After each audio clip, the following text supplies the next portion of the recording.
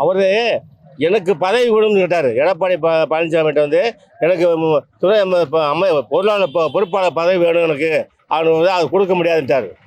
ஆமா, அவருக்கு அங்க மதிப்பு மரியாதை கிடைக்கலன்ற போது அவர் என்ன செய்வாரு? அந்த இடத்துல இருந்து அவர் ஒரு முதலமைச்சரா இருந்தவர், துணை முதலமைச்சரா இருந்தவர்.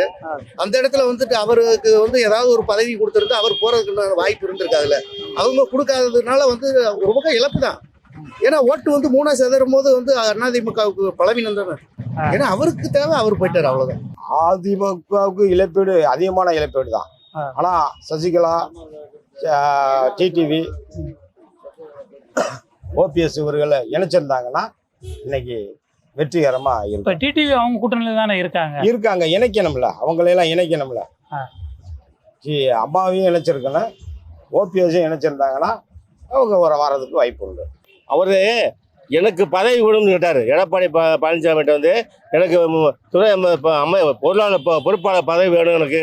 அவனு வந்து அது கொடுக்க முடியாதுன்ட்டார்.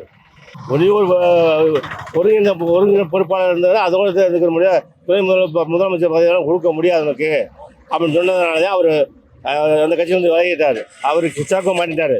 ஏற்றுக்கல. வேற எடப்பாடி அவர் விடலையில் உள்ள விட்டால் நமக்கு ஒரு பதவி போயிடும், ஒரு இது போயிருந்துட்டு திமுக போயிட்டாரு.